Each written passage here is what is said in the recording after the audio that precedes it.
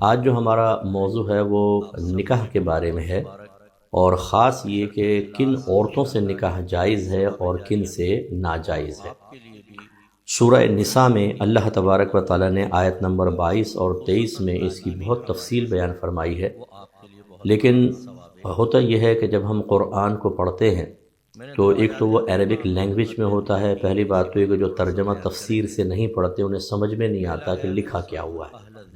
دوسری بات اگر کوئی صرف ترجمے سے پڑھتا ہے، جیسے بعض لوگ ترغیبات دیتے ہیں کہ بھی خود قرآن کو سمجھیں، ترجمہ پڑھیں آپ، لیکن ہمارے تراجم ایسے نہیں ہوتے۔ اکثر میں نے یہ دیکھا ہے کہ جو مقصود الہی کو بھی واضح کر دیں۔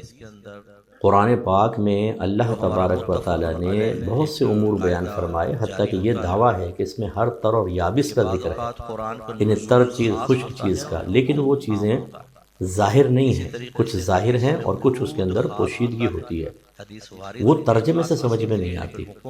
اس لیے ہم ترجمے کو منع نہیں کرتے کہ ترجمہ نہیں پڑھنا چاہیے، ہم یہ کہتے ہیں کہ صرف ترجمہ پڑھ کے قرآن کو سمجھنے کی کوشش نہیں کرنی چاہیے۔ یہ جتنے آپ کو صرف ترجمہ پڑھ کر قرآن سمجھنے کی دعوت دیتے ہیں، یہ اکثر علماء نہیں ہوتے، یہ گارنٹی ہے میری۔ یہ ویسی پڑھ کے کتابیں پڑھ کر اور یا اپر لیول پر ایک ہائپ بن جاتی ہے یا بنا دی جاتی ہے، بہرحال تو یہ مشورے دے رہے ہوتے ہیں، ورنہ چلیں پھر آپ، میں تو گراؤنڈ ریئلٹیز پہ کلام کرتا ہوں، کوئی خوابی دنیا میں رہتا ہی نہیں ہوں۔ جو شخص عام آدمی یہ کہے کہ میں نے ترجمہ قرآن پورا پڑھ کر سمجھ لیا ہے، اب آپ میرا امتحان لے لیں، میں اس سے چند آیات کے بارے میں پوچھ لیتا ہوں، جواب دے کے بتا دیں، نہیں بتا سکتے۔ اس کے لیے جو مقصود الہی ہے، اللہ تبارک و تعالیٰ اس کلام سے کیا چاہتا ہے، یہ پتہ چلتا ہے ہمیں تفسیر سے۔ اچھا، پھر تفسیر مختلف ہوتی ہیں، کسی نے کوئی بات کہی ہوتی ہے، کسی نے کوئی کہی ہوتی ہے۔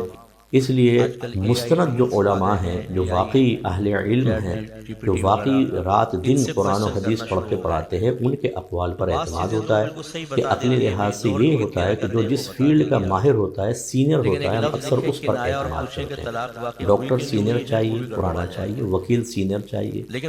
اسی طریقے سے اگر بچوں کو ٹیوشن پڑھانی ہے تو جو 50 سال سے پڑھا رہا ہے، ہم کہتے ہیں یہ جو اسکول 50 سال سے چل رہا ہے، ہم کہتے ہیں یہ بہت اچھی اس کی تعلیم ہوگی تبھی تو چل رہا ہے۔ تو یہ انڈرسٹوڈ ہے، عقلی تقاضے اس کا تقاضا کرتے ہیں، عقل اس کے تقاضا کرتی ہے، اس کے مطابق ہمیں عمل کرنا چاہیے۔ تو بہرحال اس میں بھی آپ یہ دیکھیں گے کہ آیات بالکل بظاہر واضح ہیں، لیکن میں کافی تفصیل ہوتی ہے۔ اس لیے میں اپنی تمام عوام سے، بھائیوں سے، بہنوں سے گزارش کرتا ہوں کہ آپ از خود یہ نہ کیا کریں کہ آپ نے کوئی چیز دیکھنی ہے تو آپ نے اے آئی کے پاس چلے گئے، یا آپ نے انٹرنیٹ پر لکھا اور سرچ کر کے جو بھی سامنے آیا اس کو پڑھ لیا۔ اس میں بعض اوقات خطا کے امکانات ہوتے ہیں۔ تو آئیے ہم اپنے درس کی طرف آتے ہیں۔ سورہ نساء کی آیت نمبر 22 ہے۔ اللہ تبارک و تعالیٰ ارشاد فرماتا ہے کہ وَلَا تَنْكِحُوا مَا نَكَحَ آبَاؤُكُم مِّنَ النِّسَاءِ، اے لوگو تم ان عورتوں سے نکاح نہ کرو جن سے تمہارے آباء و اجداد نے نکاح کیا۔ ویسے تو آبا ابن کی جمع ہے، اب کہتے ہیں باپ کو، تو اس کا مطلب ہے کہ تمہارے باپ نے، لیکن یہاں جمع آئی تو والد تو ایک ہوتا ہے، اس کا مطلب اس میں پھر دادا کو بھی شامل کر دیا، پڑ دادا۔ اس لیے کہتے ہیں کہ تمہارے باپ دادا نے جن سے نکاح کیا، جن عورتوں سے، ان سے تم نکاح نہ کرو، الا ما قد سلف، مگر وہ جو گزر چکا۔ پہلے زمانے جاہلیت میں لوگ اس طرح کرتے تھے کہ والد صاحب اگر 3-4 بیویاں ہیں، ایک سگی ماں ہے اس سے نہیں کرتے تھے، ستیلی ماؤں سے نکاح کر لیا کرتے تھے تاکہ وراثت کہیں جائے نہیں، ہمارے قبضے میں رہے۔ تو اس کو اللہ نے منع فرمایا کہ لا علمی میں، زمانہ جاہلیت میں جو گزر چکا وہ معاف ہے، لیکن اب ایسا نہیں کرنا ہوگا۔ نبی کریم صلی اللہ علیہ وسلم نے ارشاد فرمایا جب کوئی بندہ اسلام لاتا ہے تو یہ اسلام لانا اس کے سابقہ تمام خطاؤں گناہوں کو منہدم کر دیتا ہے، ختم کر دیتا ہے۔ تو اس طرح کی خطائیں قرآن سے ثابت ہیں تو یہ معاف ہو جاتی ہیں۔ کیوں ایسا نہ کریں؟ انہ کان فاحشۃ و مقتا، کیونکہ یہ عمل بہت بڑی بے حیائی اور غضب کا سبب بننے والا ہے، وساء سبیلا، اور بہت ہی برا طریقہ ہے۔ اس کا مطلب ہے کہ اپنے والد کی منکوحہ کی طرف توجہ کرنا منع ہوتا ہے۔ اب ایک بات سمجھ لیجئے، اس کی وضاحت یہ ہے نکاح کا جو لفظ ہے اس کے دو معنی ہیں، ایک لغت میں آپ دیکھیں گے ڈکشنری میں وہ معنی ہے، اور ایک ہمارے ماحول میں عرف میں عام طور پر حدیثوں کے اندر جو معنی لیا گیا وہ ہے۔ لغوی معنی اس کا ہوتا ہے نکاح کا مطلب جسمانی تعلق قائم کرنا، اس کو کہتے ہیں نکاح، جسمانی تعلق قائم کرنا، وطی کرنا، جماع کرنا، ہم بستری کرنا۔ اور عرفاً اور اکثر شرعی اعتبار سے اس کا مفہوم لیا جاتا ہے ایک ایسا عقد، ایک ایسا معاملہ جس میں عاقل بالغ مرد عورت جو ہیں وہ ایجاب و قبول کر کے ایک دوسرے کو ہسبینڈ وائف مانتے ہیں۔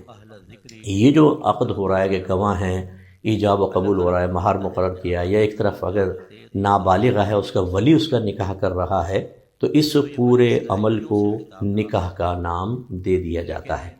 تو اس کا مطلب ہے کہ لفظ نکاح دو معنی میں استعمال ہوتا ہے، ایک عقد کے لیے، عقد مانے وہ ایجاب و قبول کے لیے، اور ایک جسمانی تعلق کے لیے۔ یہاں چونکہ اللہ نے فرمایا کہ تم نکاح نہ کرو ان عورتوں سے جن سے تمہارے آباء و اجداد نے نکاح کیا، تو یہاں نکاح کے علماء نے دونوں ہی مفہوم لیے ہیں۔ لہٰذا معلوم یہ ہوا کہ والد صاحب کے جو عقد میں ایک عورت ایسی ہے جو میری والدہ بھی ہے، مثلا تو میری سگی ماں ہوئی، انہوں نے اور دو شادیاں کر لیں، وہ میری سوتیلی والدہ ہوئیں، تو ہیں تو والد کی منکوحہ، ان سب سے نکاح منع ہوگا، سگی ہو یا سوتیلی۔ اور معاذ اللہ خدا نخواستہ اگر والد صاحب کسی سے زنا کر لیتے ہیں تو اب یہ زنا کیا ہے؟ جسمانی تعلق، اور جسمانی تعلق کو بھی نکاح کہتے ہیں۔ اس لیے علماء نے اس لفظ نکاح کے تحت یہ والا مفہوم بھی لیا ہے کہ اگر خدا نخواستہ آباء و اجداد میں سے کسی نے کسی عورت کے ساتھ زنا کیا تو اب اولاد اس کے ساتھ بھی کبھی نکاح نہیں کر سکتی ہے، یہ ذہن میں رکھیں۔ تو اب اس کا ایک اگر میں ترجمہ با محاورہ اور مفہومات کو ملا کر کروں تو یوں ہوگا کہ اے ایمان والو، اپنے باپ دادا کی منکوحہ سے، یعنی اپنی سگی و ستیلی ماں یا سگی و ستیلی دادی، کیونکہ عورت میں جب آتا ہے بیوی اس کے اندر پھر اوپر بھی چلے جاتے ہیں، یا وہ کنیز جن سے ان کا جسمانی تعلق قائم ہوا ہو۔ کنیز کا تصور کیا ہوتا تھا؟ مسلمان حملہ کرتے تھے اور غیر مسلمین کی جو عورتیں قبضے میں آتی تھیں وہ کنیز کہلاتی تھی، اور جس کے قبضے میں آتی وہ اس کا آقا کہلاتا تھا۔ پھر وہ کنیزیں دو طرح کی ہوتی تھیں، یا تو وہ مشرکہ تھیں اور یا اہل کتاب میں سے تھیں۔ اہل کتاب یعنی یہودی تھیں یا عیسائی تھیں، وہ اہل کتاب، اور ان کے علاوہ جو بت پرست عورتیں تھیں وہ سب کہلاتی تھیں مشرکہ۔ اور اللہ تبارک و تعالیٰ نے مشرکین سے نکاح کو قرآن پاک میں منع کر دیا ہے اور اہل کتاب سے جائز قرار دیا ہے۔ اس پہ ہم کبھی کلام کریں گے انشاءاللہ کہ آج کے دور میں کیا ایک عورت عیسائی رہے، یہودی رہے، اس سے ہمارا نکاح ہو جائے گا کہ نہیں، اس پہ ہم بعد میں بحث کریں گے۔ لیکن یہ کنیزیں دو طرح کی تھیں، اور چونکہ اللہ تبارک و تعالیٰ نے مشرکہ عورت سے نکاح کو منع کیا، لہذا ایک عورت اگر کسی مشرکہ عورت کسی آقا کے قبضے میں آئی تو وہ کنیز تو ہے لیکن اس سے جسمانی تعلق قائم کرنا جائز نہیں تھا۔ اور جو اہل کتاب کنیزیں تھیں ان سے بالکل وہ کنیز بھی تھیں اور ان سے جسمانی تعلق قائم کرنا بھی جائز تھا۔ اور یہ یاد رکھیں اس مقام پہ چونکہ ضمناً بحث آ گئی ہے تو میں عرض کر رہا ہوں کہ کنیز سے آقا نکاح نہیں کر سکتا، وہ بغیر نکاح کے جسمانی تعلق قائم کرے گا، اور اس کے باوجود جو بچہ پیدا ہوگا وہ طیب ہوگا، حلال ہوگا، اور اس کا نسب اس بات سے ثابت ہوگا۔ حتیٰ کہ فرض کر لیں کہ ایک کسی ہمارے دوست کی کنیز ہے، میں نے اس کنیز سے شادی کر لی، کیونکہ میں تو آقا نہیں ہوں نا، آقا تو وہ ہے۔ آقا اپنی کنیز سے شادی نہیں کر سکتا، دوسرا تو کر سکتا ہے۔ اب جو اس کنیز سے بچے پیدا ہوں گے وہ اس آقا کے غلام ہی کہلائیں گے، اسی لیے کنیزوں سے نکاح کو منع کیا گیا تھا اس دور میں کہ غلام بچے پیدا ہوں گے۔ لیکن اگر وہ آقا اس سے جسمانی تعلق قائم کرنا چاہتا ہے تو اجازت شرع یہی ہے کہ وہ بغیر نکاح کے قائم کرے گا، نکاح نہیں ہو سکتا۔ اور اگر غیر کوئی کرنا چاہتا ہے تو پھر پہلے نکاح کوئی عام عورتوں کی طرح معاملہ ہوگا۔ اس پر بعض اوقات جب ہم ایسی بات کہتے ہیں تو لوگ کہتے ہیں یہ کیا بات ہو گئی، یہ کیسے کہ بغیر نکاح کے؟ ہم یہ پوچھتے ہیں کہ بتائیں کہ آپ نکاح پر اتنا اصرار کیوں کر رہے ہیں، کس وجہ سے کہ نکاح ہونا چاہیے تھا یہاں پر؟ آپ نے جو شریعت نے کہا ہے کہ نکاح ہونا چاہیے، تو یہ جو بغیر نکاح کے آقا اپنی کنیز سے جسمانی تعلق قائم کر رہا ہے، یہ میں نے کہا، یہ بھی تو شریعت نے کہا ہے۔ تو ایک طرف شریعت کا حکم ہے تو آپ کے دل میں فوراً تسلیم کر لیا، پھر شریعت یہ حکم دے رہی تو آپ کہہ رہے ہیں یہ کیا ہو گیا؟ ایسا نہیں ہوتا ہے، وہ بھی شریعت کا حکم ہے اور یہ بھی شریعت کا حکم ہے، دونوں میں آمنا صدقنا کہنا ہوگا۔ دیکھیں آدم علیہ السلام اور بی بی حوا رضی اللہ تعالی عنہ، ان کے ہاں جو اولاد پیدا ہوتی تھی، یہ تو اگر آپ غور کریں ایک ماں باپ ہوں تو سگی اولاد ہوگی، لیکن ان کے آپس میں نکاح ہوئے کہ نہیں ہوئے؟ مفسرین نے یہی لکھا ہے کہ ان کے ہاں ٹوین بچے پیدا ہوتے تھے، ایک لڑکا ایک لڑکی، پھر دوسرے حمل سے ایک لڑکا ایک لڑکی۔ جو ایک حمل سے پیدا ہوتے تھے وہ آپس میں محارم ہوتے تھے، ان کا نکاح نہیں ہو سکتا تھا، لیکن جو بعد میں پیدا ہوتے تھے پہلے والوں کا اس سے نکاح ہو سکتا تھا۔ تو لہذا پہلے قابیل پیدا ہوا، اس کے ساتھ اقلیمہ پیدا ہوئی جو بہت ہی حسین لڑکی تھی، یہ دونوں بھائی بہن تھے۔ پھر حابیل پیدا ہوا اور اس کی بہن پیدا ہوئی۔ تو اب اصول یہ تھا کہ حابیل کا نکاح اقلیمہ سے ہونا تھا، قابیل کا حابیل کی بہن سے ہونا تھا، لیکن قابیل کو وہ پسند آئی کہ یہ زیادہ خوبصورت ہے، تو آدم علیہ السلام نے منع فرمایا کہ تمہارا ان سے نکاح نہیں ہو سکتا۔ آدم علیہ السلام حج پہ چلے گئے اور پیچھے سے قابیل نے حابیل کے ساتھ جھگڑا کیا اسی بات پر، اور حتیٰ کہ اس کو قتل کر دیا۔ تو کہنے کا مطلب یہ ہے کہ اب میں ان لوگوں سے کویسچن کرتا ہوں جو اللہ تبارک و تعالیٰ کے احکامات پر بغیر سوچے سمجھے اپنی کم علمی اور معذرت کے ساتھ لفظ استعمال کر رہا ہوں، شدید ترین جہالت کے باوجود زبان اعتراض دراز کر دیتے ہیں، اس کو فریڈم آف اسپیچ کا نام دیتے ہیں۔ یہ کیوں ہو گیا، یہ کیوں ہو گیا؟ تو آپ بتائیں کہ پھر وہ کیسے ہو گیا؟ وہ بھی تو شریعت تھی نا، اس شریعت میں اللہ نے نکاح کی اجازت دی۔ لیکن آج اگر ایک ماں باپ کے ٹوین بچے پیدا ہوں لڑکا لڑکی، پھر اگلے حمل میں پھر ٹوین بچے پیدا ہوں لڑکا لڑکی، کیا آپس میں نکاح کر سکتے ہیں آپ؟ نہیں، 50 پیدا ہو جائیں سب کے سب سگے بھائی بہن کہلائیں گے اور ان کا آپس میں نکاح حرام ہوگا۔ اس کا مطلب ہے کہ ہمیں شرعی احکام کے سامنے سر تسلیم خم کرنا چاہیے، نہ کہ علم بغاوت کا جھنڈا اٹھا کر اور کلام کر کے اپنی آخرت بھی برباد کریں، اور اپنے فاسد ذہن کو لوگوں پر مسلط کر کے ان کی آخرت کی تباہی کا بھی سامان کریں اور اپنے لیے گناہ جاریہ کریں۔ تو لہٰذا سگی ستیلی ماں، سگی اور ستیلی دادی، یا وہ کنیز جن سے ان کا جسمانی تعلق قائم ہوا ہو، یا انہوں نے جس عورت سے معاذ اللہ زنا کیا ہو، نکاح نہ کرو سوائے اس کے کہ جو زمانہ جاہلیت میں لا علمی میں ہو چکا، چنانچہ وہ معاف ہے۔ اور بے شک یہ عمل بہت بڑی بے حیائی اور اللہ کے غضب کو دعوت دینے والا ہے اور بہت ہی برا طریقہ ہے۔ اب آپ دیکھیں یہ آیت کتنی واضح ہو کر آ گئی کہ آپ کو ہر چیز سمجھ میں آ گئی کہ کس کس کا ذکر ہے، کس کس چیز سے منع کیا جا رہا ہے، کون کون سے صورتیں اس میں داخل ہیں۔ اس لیے میں اپنے بھائی بہنوں سے گزارش کرتا ہوں کہ جو عام لوگ سوشل میڈیا پر بیٹھ کر آپ کو اچھے مستند علماء سے بدظن کرنے کے لیے اس طرح کی باتیں کرتے ہیں اور آدھے جملے اٹھاتے ہیں، جیسے میرا بھی کسی نے جملہ میں نے دیکھا کہیں مجھے نظر آیا، ترجمے سے قرآن نہ پڑھیں، بس اتنا لے لیا، آگے پیچھے کا نہیں کرتے ہیں۔ ہم نے یہ کہا صرف ترجمے سے قرآن نہ پڑھیں کیونکہ آپ کو سمجھ میں نہیں آئے گا، اس میں مقصود الہی واضح نہیں ہوتا، تفسیر کے ساتھ آپ ضرور پڑھیں۔ یہ سب کاٹ کر بس ایک ٹکڑا اٹھا لیتے ہیں، اور ہماری ماشاءاللہ عوام کا جو اپنے آپ کو بہت ہی ذہین، فطین، سمجھدار سمجھتی ہے، لیکن ان میں سے بہت سارے جو اس قسم کے، ان کو کہہ رہا ہوں، انتہائی احمق ہوتے ہیں کہ ان کو اتنا نہیں پتا کہ آپ جدید دور میں رہ رہے ہیں، جدید ٹیکنالوجی آپ اس سے استفادہ کر رہے ہیں، استعمال کر رہے ہیں، اتنا آپ کو نہیں پتا کہ آگے پیچھے کو کاٹ کر ایک بندہ اپنے مطلب پہ نکال لیا ہوگا۔ نہیں، وہ اس پہ بیڈ کمنٹس دے رہے ہوتے ہیں، واہ دیکھا حضرت کیا فرما رہے ہیں، اور یہ علماء مولویوں نے ایسا کر دیا ایسا کر دیا۔ یہ سب آپ کو جتنے جو سن رہے ہیں نا، آپ سب کو میدان محشر میں اس کا جواب دینا ہوگا۔ یہاں تو آپ بڑے بے پرواہی کے ساتھ، کیونکہ کوئی پکڑ دھکڑ تو ہے نہیں، گالیاں بکو، برا بھلا کہو، علماء کی عزت اتارو، باعمل ہو، متقی ہو، پرہیزگار ہو، اسے آپ گناہگار فاسق فاجر قرار دو، کوئی گرفت نہیں ہے۔ لیکن یہی ڈھیل، یہی فوری طور پہ اللہ تبارک و تعالیٰ کا گرفت نہ فرمانا، یہ ہمارے لیے تباہی ہے، کیونکہ اب توبہ کی توفیق تو ملے گی نہیں۔ میدان محشر میں یہ تمام معاملات حقوق العباد کے ہوتے ہیں، آپ کسی کو گالی بکتے ہیں، کسی کو ذلیل کرتے ہیں، وہ بھی سر عام، تو اس کی یقینی سی بات ہے کہ عزت پہ حرف آتا ہے، وہ ہرٹ ہوتا ہوگا، دل آزاری ہوتی ہوگی۔ ان سب کا جواب آپ کو بروز قیامت اپنی نیکیوں کو دے کر پھر یہ اس کا بدلہ دینا ہوگا۔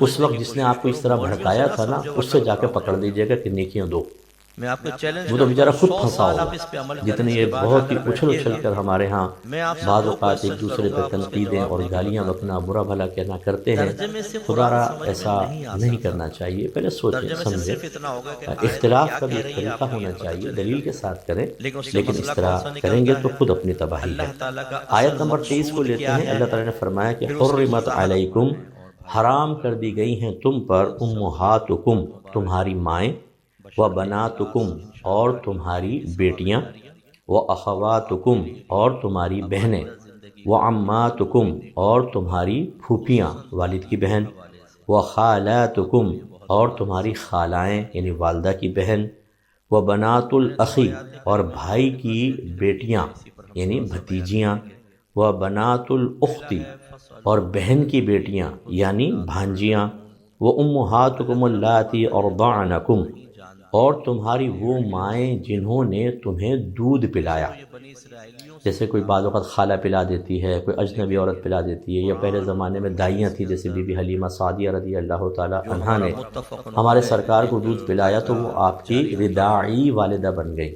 یہ اصل میں رضاعی نکلا ہے، رضاعت لفظ، رضاعت معنی ہوتا ہے دودھ پلانا، تو جو عورت دودھ پلاتی ہے اس کو رضاعی کہہ دیتے ہیں، دودھ پلانے والی۔ اور یہ رضاعی اگر وہ والدہ ہے تو رضاعی والدہ، اگر اس کی بیٹی ہے تو رضاعی بہن ہوگی، اگر اس کے بچے ہیں تو اس بچے کے لیے وہ رضاعی بھائی بنے گا۔ تو اللہ تعالیٰ فرما رہا ہے اور تمہاری وہ مائیں جنہوں نے تمہیں دودھ پلایا، وَأَخَوَاتُكُم مِّنَ الرَّضَاعَةِ، اور رضاعت کی وجہ سے تمہاری بہنیں، وہ بھی تم پر حرام ہیں۔ یعنی اگر ایک عورت نے فرض کر لیں اجنبی عورت نے مجھے بچپن میں دودھ پلایا تھا تو اس کی جو بیٹیاں ہیں وہ میری بہنیں بن جائیں گی اور اس کے بیٹے میرے بھائی بن جائیں گے۔ جیسے سگے رشتے ہوتے ہیں نا، اسی طریقے سے رضاعت کے رشتے ہو جاتے ہیں کہ آپس میں نکاح حرام ہو جاتا ہے۔ وہ امہات نسائکم، اور تمہاری عورتوں کی دینی مائیں معاملات جب یعنی ہوتے ہیں ساس، رہنمائی وربائبکم اللاتی فی حجورکم من النسائکم اللاتی دخلتم بہن، وہ جانتے نہیں، اور تمہاری تو وہ اہل علم سے ربیبہ، پوچھنا ہوتا ہے۔ وہ جو تمہاری اسی طریقے پرورش سے میں بعض ہیں، ہمارے تمہاری نوجوان، ان بیویوں سے ہماری عوام، جن سے تم نے آج کل دخول AI کر ٹولز لیا آ ہے۔ رہے ہیں، AI ربیبہ کسے چیٹ کہتے ہیں کہ GPT جیسے ایک وغیرہ، عورت ہے، اس کی پہلے ان شوہر سے ایک کوسچن کرنا بیٹی ہے، شروع ہو گئے ہیں۔ ایک آدمی نے اس سے بعض نکاح چیزیں کیا وہ بالکل صحیح تو یہ بتا دیتی بچی ہیں، بھئی اس 2 مرد کے لیے تیرہ کہتے ہیں وہ ربیبہ بتا دے گی کہلائے آپ گی۔ کو۔ لیکن ایک اب لفظ کیا لکھیں یہ کنایا مرد اور مثلا وہ پوچھیں کہ جوان طلاق لڑکی ہے، واقع ہوئی کہ ماں نہیں بھی ہوئی ہے، وہ بھی ماں سے دونوں آ رشتہ جائیں کیا گے۔ اور جوان لڑکی ہے، بالغہ لیکن وہ ہے، ہمیں تو کیا یہ اگر نوجوانوں کو ایک عورت فوت ہو آسانی سی جاتی مل ہے تو گئی، یہ ایک اس کی ٹول ہاتھ بیٹی میں سے آ نکاح گیا کر ہے کہ سکتا ہے کہ علماء نہیں؟ کی ضرورت کیا ہے۔ یا اس کو طلاق دے کے اس کی بیٹی سے ایک نکاح کر خاتون سکتا نے ایک ہے کہ مرتبہ نہیں؟ مجھے کال کی، مفتی ربیبہ۔ صاحب میرے تو اللہ شوہر نے تعالیٰ نے مجھے فرمایا طلاق کہ دی ہے۔ ربیبہ سے ویسے تو میں نے نکاح ایک صورت میں ہو انٹرنیٹ پر سکتا ہے، ایک سرچ کر صورت میں لیا نہیں ہو ہے، سکتا۔ لیکن میں اس چاہتا ہوں صورت آپ میں سے تو بھی نہیں ہو پوچھوں۔ سکتا کہ جب ان دونوں کا نکاح میں ہوا، نے کہا بہن مرد اتنی کا بڑی اس کی ماں سعادت کے آپ نے مجھے ساتھ اور بخشی، آپ نے جسمانی بڑی تعلق مہربانی، قائم اس ہو گیا، قابل بھی سمجھا آپ نے۔ اس کے بعد بس وہ جو بیٹی آپ اب نے اس کے وہاں اوپر پڑھ حرام لیا ہے ہو نا گئی، بس اس اب کے یہ اس سے مطابق کبھی عمل نکاح کرتے ہیں۔ نہیں کر سکتا ہے۔ تو کہنے لگے نہیں نہیں، اور فرض اصل کر تو لیں مسئلہ کہ یہ ہے ایجاب و کہ قبول مجھے ہوا ہے، سمجھ نہیں آ رخصتی رہا نہیں کہ ہوئی، میں نے خلوت صحیح بھی صحیحہ سمجھا نہیں ہے کہ ہوئی، نہیں جسمانی سمجھا۔ تعلق قائم نہیں ہوا، یہ وہ انہیں مین دونوں چیز کبھی ہوتی ہے کہ ایسی آپ اگر تنہائی کوئی میں حل نہیں ملے نکال بھی لیتے کہ ہیں، انٹرنیٹ جسمانی پہ چلے گئے، تعلق آپ نے قائم سرچ کر کرنے میں لیا، کوئی کہیں سے آپ رکاوٹ نے نہ ہو، بات اسے بھی کہتے کیا، ہیں خلوت کیا صحیحہ۔ واقعی یہ وہ نہیں آپ ہوئی کی اور اس نے طلاق دے دینی دی۔ مشکل کو حل تو کرنے چونکہ کی ابھی دخول صلاحیت بھی نہیں رکھتا ہوا، ہے کہ نہیں؟ خلوت صحیحہ یہ وغیرہ بھی نہیں اعتماد ہوئی ہے، اور تو لہٰذا اعتقاد آپ کو اس کبھی کی حاصل نہیں بیٹی ہوگا۔ سے اب یہ نکاح کر سکتا ہے۔ اور آج کل تو یہ پھر اللہ ایک تعالیٰ اور فرما رہا ہے اپر لیول کہ اور پر تمہاری وہ کچھ لوگ ربیبہ آگے ہیں کہ جو تمہاری پرورش میں ہیں، نہ انہوں تمہاری نے عورتوں قرآن کی پڑھا، طرف نہ سے حدیث کون سی پڑھی، نہ عورتیں جن سے دارالعلوم تم نے دیکھا، نہ دخول کسی کر عالم لیا، کی صحبت میں اس رہے۔ ربیبہ سے نکاح نہیں ہو سکتا۔ تراجم ہاں لے لیے مختلف چیزوں فَإِلَّمْ کے، قرآن کے تَكُونُوا تراجم، دَخَلْتُمْ بخاری بِهِنَّ، وغیرہ آج کل ہر پس چیز اگر یوٹیوب مل تم نے جاتے ہیں، اور ان سیلف عورتوں اسٹڈی سے کرنے کے دخول بعد نہ کیا ہو انہوں نے اپنے فَلَا آپ کو جُنَاحَ ایک بہت عَلَيْكُمْ، بڑا تو پھر کوئی حرج اسکالر نہیں ہے کہ ڈکلیئر تم کر ربیبہ لیا، سے اور نکاح کر سوشل سکتے میڈیا ہو۔ پر بیٹھ کر ینگ جنریشن کو وَحَلَائِلُ وہ یہ أَبْنَائِكُمُ سمجھانے کی الَّذِينَ مِنْ کوشش کرتے ہیں کہ أَصْلَابِكُمْ، جتنے 1500 اور سال کے اندر بزرگ تمہارے گزرے بیٹوں کی وہ سب کے بیویاں سب جھک یعنی مارتے رہے بہویں۔ تھے، وہ کون ایک سے دوسرے کے بیٹے؟ وہ جو خلاف تمہاری سازشیں پشتوں کرتے سے ہیں، رہے تھے، وہ مراد گندی سگے بیٹے۔ حرکتوں میں انوالو تو رہے بیٹے تھے۔ دو تین انہوں طرح کے نے ہو جاتے ہیں، بہت ایک سارا منہ بولا علم بیٹا آپ بنایا ہوا ہم ہے سے جس کا کوئی چھپا شرعی لیا ہے۔ تصور نہیں ہے، بہرحال 15ویں صدی ایک ہجری میں اللہ نے اس کو ایڈاپٹیڈ منتخب چائلڈ کیا ہے ہوتے ہیں، کہ وہ جیسے تمام کسی کو رازوں سے لے بے لیا پردہ گود ہٹائے گا۔ بچہ، تو وہ کوئی ہمارا محرم تو نہیں ہو جاتا، بچہ جوان ہو گیا، اب اس کی شادی ہو گئی مثال کے طور پر اور اس لڑکے کا انتقال ہو گیا، تو جس نے مرد نے اس کو پالا تھا کیا اب اس سے عورت سے نکاح کر سکتا ہے؟ اس بیٹے کی بیوی سے رجوع کر سکتا ہے، کیونکہ یہ سگا بیٹا نہیں ہے تو اس سے کر سکتا ہے۔ لیکن ایک ہوتا ہے سگے بیٹی کی بہو، بیوی جو ہماری بہو کہلاتی ہیں، تو اگر بیٹا فوت بھی ہو جائے تب بھی سسر اس سے کبھی نکاح نہیں کر سکتا۔ یہ آگے میں تفصیل بھی بتاتا ہوں، میں لفظی ترجمہ کر رہا ہوں کہ کہاں حرمت ابدیہ ہوتی ہے، ہمیشہ حرام، کبھی حلال نہیں ہو سکتے، اور کہاں ایک عارضی حرمت ہوتی ہے، وہ ہم کچھ عرض کرتے ہیں۔ اور اللہ نے فرمایا وَأَن تَجْمَعُوا بَيْنَ الْأُخْتَيْنِ، اور اللہ نے یہ بھی حرام کیا ہے کہ تم دو بہنوں کو نکاح میں جمع کر لو، اللہ تعالیٰ کا اصل مقصود إِلَّا مَا قَدْ سَلَفَ، مگر وہ جو زمانہ جاہلیت میں لا علمی میں ہو چکا وہ اللہ معاف فرما دے گا۔ ان اللہ کان غفور رحیما، بے شک اللہ تعالیٰ بخشنے والا مہربان ہے۔ اب ذرا ہم تفصیل سے لیتے ہیں کہ اللہ نے فرمایا کہ حرام کر دی گئی تم پر تمہاری مائیں۔ دیکھیں لفظ امن جو ہے ویسے تو یہ ماں کے لیے استعمال ہوتا ہے، لیکن ماں کے اوپر جتنی عورتیں ہوں گی جس کو اصول کہتے ہیں وہ سب اس میں شامل ہوں گی۔ ماں کے اوپر دادی بھی ہے، ماں سے اوپر نانی بھی ہے، پھر پر نانی ہے، پر دادی ہے، ماں کہہ کے ان سب کو اللہ تبارک و تعالیٰ نے حرام فرما دیا۔ اور پھر فرمایا کہ وہ بناتکم، اور تمہاری بیٹیاں۔ بیٹیاں ہر طرح کی منع ہوتی ہیں، مطلب ایک ہوتی ہے سگی بیٹی، اور ایک ہوتی ہے مثال کے طور پر معاذ اللہ ثم معاذ اللہ کسی نے زنا کیا، اس سے بچی پیدا ہو گئی، تو وہ اگرچہ نسب بچی کا ثابت نہیں ہوتا فقہ حنفی کی روشنی میں اس باب سے، لیکن چونکہ یہ اس کا جز ہے، اسی سے بچی پیدا ہوئی ہے، لہٰذا یہ حکم میں بیٹی کی ہوگی اور اس سے یہ شخص کبھی نکاح نہیں کر سکتا۔ اور اسی طریقے سے جیسے ابھی میں نے ماں کے بارے میں کہا کہ اوپر ماں، دادی، نانی، اسی طرح جب ہم بیٹی کہتے ہیں تو بیٹی کے اندر پھر آگے نواسی وغیرہ سب شامل ہوتی ہیں، ایسے بیٹے کی بیٹی، پوتیاں بھی اس میں شامل ہوں گی۔ اور اس کے بعد فرمایا کہ وَأَخَوَاتُكُمْ، اور تمہاری بہنیں۔ بہنیں کبھی تو ایسی ہوتی ہیں کہ ماں باپ دونوں سے ہوتی ہیں، ٹھیک ہے نا، یعنی میری سگی بہنیں فرض کر لیں ماں باپ سے، تو ہم دونوں کے ماں باپ ایک ہیں۔ کبھی ایسا ہوتا ہے کہ والدہ فوت ہو گئی، جیسے ایک ان سے میں ہوں صرف فرض کر لیں ماں باپ ہیں، عورت فوت ہو گئی، والد نے ایک عورت سے نکاح کیا، وہ میری ستیلی والدہ ہوں، ان سے ایک بیٹی پیدا ہوئی، یہ بیٹی جو ہے یہ میری ستیلی بہن کہلائے گی۔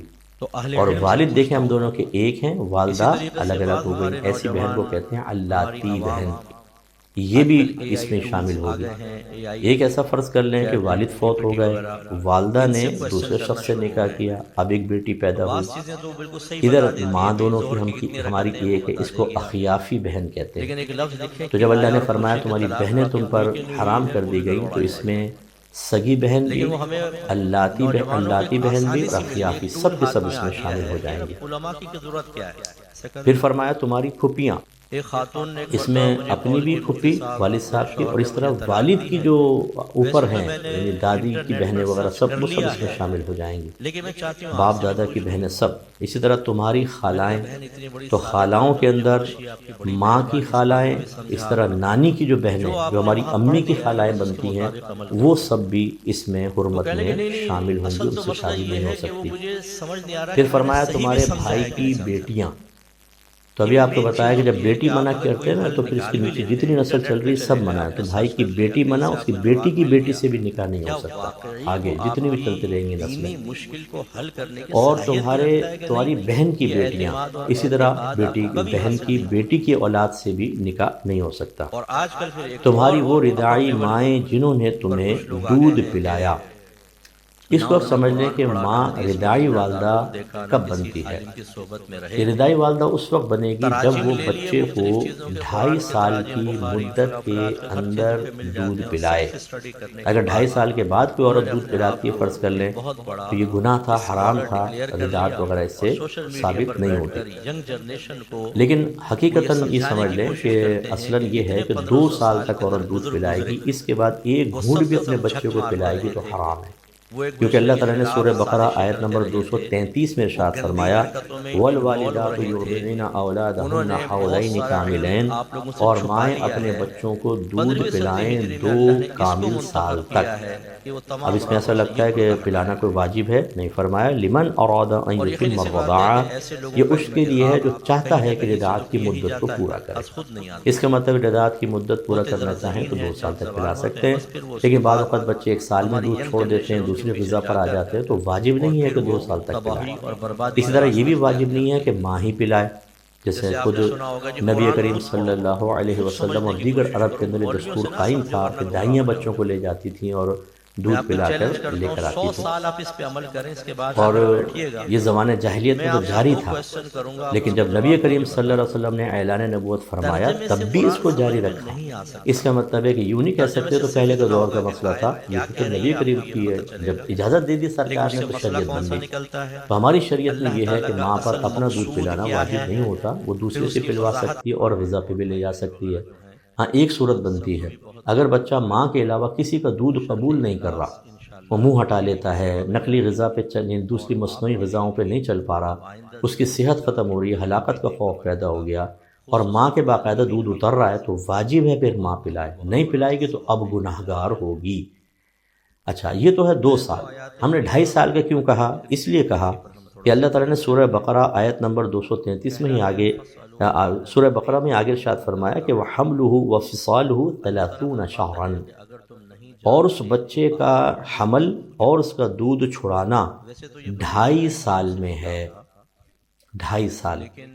اب اس میں اختلاف ہے، امام اعظم 2.5 سال مانتے ہیں رضاعت کی مدت، اور آپ کے شاگرد صاحبین 2 سال مانتے ہیں۔ اب یہاں چونکہ 2.5 سال کا ذکر تھا کہ دودھ چھڑانا 2.5 سال کے اندر ہے، لیکن 2 سال والا قول ہی مقبول ہے، وہی آیت کے اوپر عمل ہوتا ہے۔ لیکن چونکہ یہ بھی موجود ہے، امام اعظم ابو حنیفہ رضی اللہ تعالیٰ عنہ بھی اس کے قائل ہیں، اس لیے علماء نے فرمایا کہ ماں اگر دودھ پلائے گی 2 سال تک، ایک گھونٹ بھی آگے پلائے گی گناہگار ہوگی، حتیٰ کہ کوئی دوسری عورت بھی پلائے گی، 2 سال ہو گئے بچے کی عمر کے، اب دودھ پلانا گناہ ہے۔ لیکن چونکہ 2.5 سال کا بھی ذکر ہے، اس لیے 2.5 سال کے اندر اندر دودھ پلایا گناہ ضرور ہے، لیکن یہ عورت اس بچے کی رضاعی والدہ بن جائے گی۔ تو اب یہ جو اللہ تعالیٰ فرما رہا ہے کہ وہ تمہاری رضائیں مائیں جنہوں نے تمہیں دودھ پلایا، تو ہم اس میں قید بڑھاتے ہیں جنہوں نے تمہیں 2.5 سال کی مدت کے اندر اندر دودھ پلایا، وہ عورت اس کی رضائی والدہ ہوگی۔ اور نبی کریم صلی اللہ علیہ وسلم نے ارشاد فرمایا کہ جو نسب سے حرام ہوتا ہے وہ رضاعت سے بھی حرام ہوتا ہے۔ لہذا اگر میری سگی والدہ ہیں، سگی والدہ، تو ان سے جتنے بچے پیدا ہوں گے میرے سگے بھائی بہن ہوں گے، ٹھیک ہے نا، میرے بھائی بہن ہیں۔ اور اسی طرح میری والدہ کے بھائی ماموں، میری والدہ کی بہن خالہ، میں خالہ سے نکاح نہیں کر سکتا، یہ رشتے بن جاتے ہیں، ایسے ہی رضاعت سے بنتے ہیں۔ اس عورت نے دودھ پلایا، اس کے سارے بچے وہ اس دودھ پینے والے بچے کے بہن بھائی ہو جائیں گے، ان کا شوہر جو ہے ان کا رضائی والد ہو جائے گا، اس کے جتنے رشتہ دار ہیں ان سے وہ رشتہ اس بچے کا قائم ہو کر یہ تمام احکام اس بچے کی طرف متوجہ ہوں گے۔ اس کے بعد اللہ تعالیٰ نے فرمایا نوجوانوں کو تمہاری دودھ شریک بہنیں، یعنی جو رضائی والدہ کی ہیں، اور جیسے ہم نے پہلے پڑھ لیا کہ جو سگی والدہ ہیں ان کی بہن سے یعنی خالہ سے نکاح نہیں ہو سکتا، پھوپھی سے نہیں ہو سکتا، ایسی اس عورت کی بھی خالہ پھوپھی وغیرہ سے بھی نہیں ہو سکے گا۔ تمہاری ازواج کی مائیں یعنی تمہاری ساسیں، تو یاد رکھیں ساس سے حرمت ابدی ثابت ہوتی ہے۔ جیسے آپ کا کسی عورت کے ساتھ نکاح ہو جاتا ہے، اس کی ساس ہمیشہ کے لیے، اس کی ماں ہمیشہ کے لیے آپ پر حرام ہو جائے گی، اور وہ آپ کی محرم ہوتی ہے۔ اگر آپ اس کے ساتھ حج کرنا چاہیں تو ساس داماد حج کر سکتے ہیں۔ اسی طرح سسر بہو کے بارے میں آگے آ رہا ہے، تو سسر بہو کے لیے محرم ہو جاتا ہے اور حرمت ابدی ہوتی ہے۔ مطلب کیا ہے، اگر بیوی فوت ہو جائے تو آدمی اپنی ساس سے نکاح نہیں کر سکتا، ایسی بیٹا فوت ہو جائے تو سسر کبھی بھی اپنی بہو سے نکاح نہیں کر سکے گا، یہ حرمت ابدیہ ہوتی ہے۔ ہاں، یہ ضرور ہے کہ سفر کرنے میں، تنہائی اختیار کرنے میں تھوڑا سا احتیاط کرنی چاہیے، اس لیے لکھا ہے کہ اگر ساز جوان ہے تو داماد کو تھوڑا سا فاصلہ رکھنا چاہیے اور ایوائڈ کرنا چاہیے تنہائی سے، اس طرح کے سفر سے۔ ایسے اگر سسر جوان ہے تو بہو کو احتیاطی کرنی چاہیے، ہیں تو وہ محرم ہو جاتے ہیں، نکاح حرام ہے، لیکن جو فتنے فساد آج کل چل رہے ہیں تو ہمارے پاس کیسز آتے ہیں، الامان والحفیظ، اس میں احتیاط ہی کرنی چاہیے، لیکن بہرحال اس میں حرمت ابدیہ ثابت ہوتی ہے۔ پھر فرمایا اور جن بیویوں سے جسمانی تعلق قائم کر چکے ہو ان کے دوسرے شوہر سے پیدا شدہ بیٹیاں، جو ربیبہ میں نے ذکر کیا، جو تمہاری پرورش میں ہیں یا چاہے کسی اور کی کفالت میں، سب تم پر حرام کر دی گئی ہیں۔ پھر اگر تم نے ان بیویوں سے جسمانی تعلق قائم نہ کیا تھا اور اس سے پہلے ہی انہیں طلاق دے دی یا وہ فوت ہو گئیں تو اب ان کی بیٹیوں سے نکاح کرنے میں حرج نہیں۔ تو میں نے آپ کو بتایا تھا کہ یہ اللہ نے خود دو صورتیں بیان فرما دی کہ آپ نے کسی عورت سے نکاح کیا، اس کی پہلے شوہر سے بیٹی ہے، اگر صرف نکاح ہوا ہے، جسمانی تعلق وغیرہ کچھ قائم نہیں ہوا، آپ نے طلاق دے دی، عورت مر گئی تو اس کی بیٹی سے نکاح ہو سکتا ہے، لیکن اگر جسمانی تعلق وغیرہ قائم ہو چکا ہے تو اب وہ بیٹی ہمیشہ کے لیے حرام ہو جائے گی۔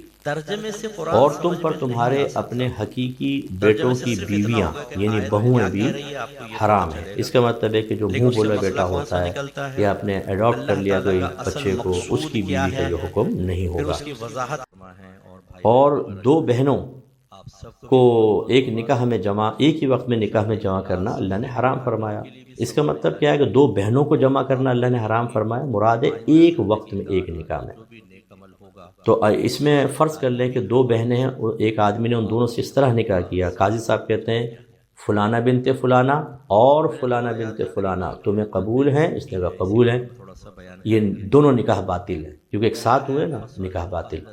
اور اگر ایسا ہے کہ پہلے ایک بہن سے نکاح کر لیا پھر بعد میں دوسری بہن سے نکاح کیا تو پہلا صحیح ہے اور دوسرا باطل ہو جائے گا، کہ جب تک بہن اس کی نکاح کے اندر ہے، عقد میں موجود ہے، دوسری سے نکاح نہیں ہو سکتا۔ لیکن یہ حرمت ابدی نہیں ہے۔ مثال کے طور پر زوجہ کو طلاق دے دی، فوت ہو گئی تو اب اس کی بہن سے نکاح ہو سکتا ہے۔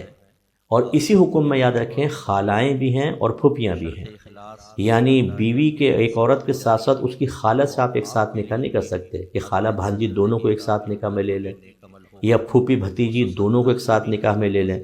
یہ ہمارے نبی نے منع فرمایا۔ سورہ یہ مسلم کی حدیث نمبر ہے 1408۔ نبی کریم صلی اللہ علیہ وسلم نے ارشاد فرمایا کہ لا تنکح المرأة على امتها ولا على خالتها، عورت سے اس کی پھوپھی پر، اس کی خالہ پر نکاح مت کرو۔ اللہ کے نبی نے منع فرمایا، لہذا نہیں ہوگا۔ فرمایا اس کے سوائے اس کے جو زمانہ جاہلیت میں لا علمی میں ہو چکا، چنانچہ وہ معاف ہے۔ تو لہذا خلاصہ کلام یہ ہوا کہ ان تمام چیزوں پر ہمیں توجہ بہت زیادہ کرنی چاہیے۔ ایک آیت اور لیتے ہیں بس، اس کے ضمن میں انشاءاللہ ہم اپنے درس کو اختتام کی طرف لا رہے ہیں۔ سورہ نور کی آیت نمبر 26 میں ایک اللہ نے بیان فرمایا کہ الخبیث للخبیثین والخبیثون للخبیثات والطیبات للطیبین والطیبون للطیبات۔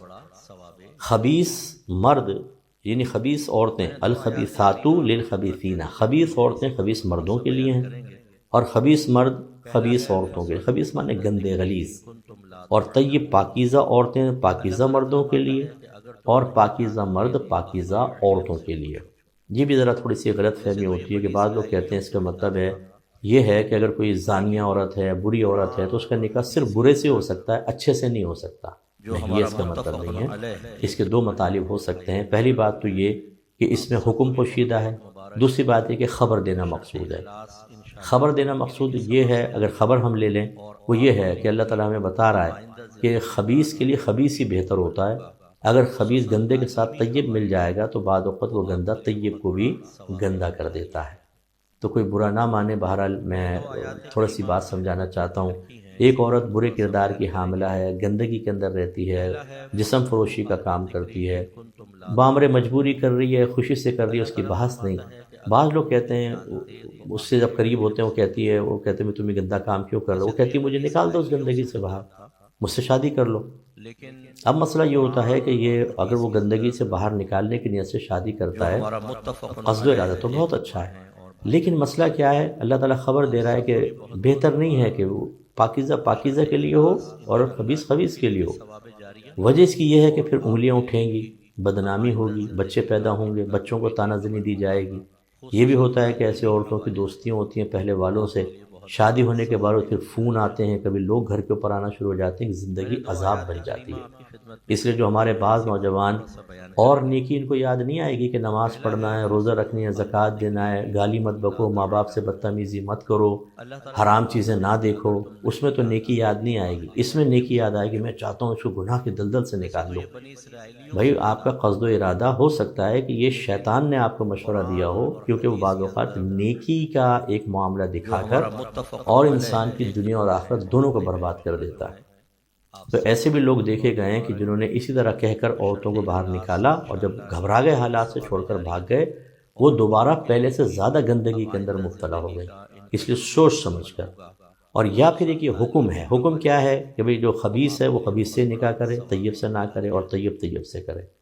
لیکن کیا اس حکم کی خلاف ورزی کرنے سے نکاح نہیں ہوگا؟ ایسا نہیں ہے۔ اگر کوئی ایک آدمی طوائف سے کر لے، زانیہ عورت سے کر لے، نکاح ہو جائے گا۔ بس ضمناً ایک بات یاد رکھیے گا کہ خدا نخواستہ اگر کوئی عورت زنا سے حاملہ ہے، اگر جو شخص اس سے نکاح کرنا چاہتا ہے اسی کا وہ حمل ہے، پھر تو نکاح بھی ٹھیک ہے اور یہ جسمانی تعلق بھی دوران حمل قائم کر سکتا ہے، جب کہ ڈاکٹر کہے کہ سیف ہے تو کر سکتا ہے۔ لیکن اگر کوئی حاملہ عورت ہے، زنا سے حاملہ ہے، اور کوئی شخص از راہ ہمدردی اس سے نکاح کرے گا، تو جب تک حمل پیدا نہ ہو جائے، یعنی بچہ پیدا نہ ہو جائے، یہ اس سے جسمانی تعلق قائم نہیں کر سکتا۔ نبی کریم صلی اللہ علیہ وسلم نے اس سے منع فرمایا کہ کوئی کسی دوسرے کی کھیتی کو سیراب نہ کرے۔ تو یہ اسی سینریو میں یہ بات کہی کہ یہ اسی تناظر کے اندر کہ اگر کوئی زانیہ حاملہ زانیہ سے نکاح کر لے اور وہ دوسرے کا حمل ہے، اس کا نہیں ہے، تو نکاح تو ہو جائے گا، لیکن بہرحال وہ اس سے جسمانی تعلق جب تک بچہ پیدا نہ ہو جائے جسمانی تعلق قائم نہیں کر سکتا۔ امید ہے کہ آج کے درس سے آپ نے بہت سی معلومات حاصل کی ہوں گی۔ اس درس کو ایک دو دفعہ مزید سنیں اور غور و تفکر کریں، دوسروں کو دیکھنے کی، سننے کی دعوت دیں۔ میں گزارش کرتا ہوں جتنے ہمارے درس قرآن آپ ملاحظہ کر رہے ہیں، ہو سکے تو اپنے واٹس ایپ گروپس میں ڈالیں، دوسروں کو اس کی دعوت دیں، کیونکہ معلومات ہوتی ہیں، بہت سارے آدمی گناہ سے بچتے ہیں۔ مجھے کسی نے بتایا جی کہ ہمارے کراچی کے اندر ایک آدمی 2 بہنوں سے نکاح کر کے دونوں کو گھر میں رکھا ہوا، پتہ نہیں ہوتا، لوگوں کو معلومات نہیں ہوتی، بتانے والے نہیں ہوتے۔ تو بہت سارے مسائل ایسے ہوتے ہیں کہ جب ہم کسی کو یہ مسئلے پہنچاتے ہیں اور اس کو سنتا ہے تو ہزارہا لوگ گناہوں سے بچ رہے ہیں۔ اللہ کا بڑا کرم ہے، اور میں تحدیث نعمت کے طور پہ عرض کرتا ہوں، اس میں کوئی کسی کا کمال نہیں۔ تحدیث کا مطلب ہوتا ہے نعمت کو ظاہر کرنا، اور یہ اللہ کے حکم کے مطابق ہوتی ہے، بشرطے کہ باطن آپ کو قابو میں ہو، کنٹرول میں ہو، ریاکاری نہیں ہونی چاہیے، دکھاوا نہیں، سنانا نہیں، صرف ترغیب عمل مقصود ہو، یا اللہ کی نعمت کا شکر ادا کرنے کا قصد و ارادہ ہو، کیونکہ اللہ نے فرمایا وَأَمَّا بِنِعْمَةِ رَبِّكَ فَحَدِّثْ، اور بہرحال اپنے رب کی نعمت کا خوب چرچا کرو۔ یہ حدیث، یہ تحدیث نعمت اسی سے ہے، تحدیث سے ہی حدیث نکلا ہے، اپنے رب کی نعمت کو بیان کرو۔ تو میرا یہ 23 سال ہو گئے پروگرام کو، جو احکام شریعت کیو ٹی وی پر آتا ہے۔ اس کمنگ مارچ میں انشاءاللہ 23 ایئرز کمپلیٹ ہوں گے، 23 سال۔ تو یقیناً لوگ دیکھ رہے ہیں تبھی یہ پروگرام چلتے ہیں، ورنہ 3 ماہی 3 مہینے 6 مہینے سال، اس کے بعد پروگرام بند ہو جاتے ہیں کیونکہ ویورشپ کم ہو جاتی ہے۔ اللہ کا بڑا کرم ہے، سب آپ کی پیار ہے، محبت ہے، اللہ تبارک و تعالیٰ کی خصوصی کرم نوازی ہے، میرا رب کام لے رہا ہے۔ تو اس کا مطلب یہ ہوا کہ بہت سے لوگ دیکھتے ہیں۔ اب جو ہمیں فیڈ بیک ملتا ہے نا، بعض اوقات ایک کلپ سے کسی کی زندگی بدل گئی، نمازی ہو گئے، پرہیزگار ہو گئے، شوہروں نے بیویوں سے معافی مانگی کہ ہم نے زیادتیاں کی تھی، مفتی صاحب کا بیان سنا، بیویوں نے شوہر کا ادب کرنا شروع کر دیا، لوگوں نے حرام کام کرنے ختم کر دی۔ اس طرح کے فیڈ بیکس ہمیں بہت اچھے ملتے ہیں۔ میں چاہتا ہوں آپ بھی اس میں شریک ہو جائیں، دعوت دے دیں، اس پروگرام کو فارورڈ کر دیں، کہیں پر کسی کو لنک شیئر کر دیں، تو انشاءاللہ آپ کے لیے بھی ثواب جاریہ ہوگا۔ اللہ تعالیٰ عمل کی توفیق عطا فرمائے۔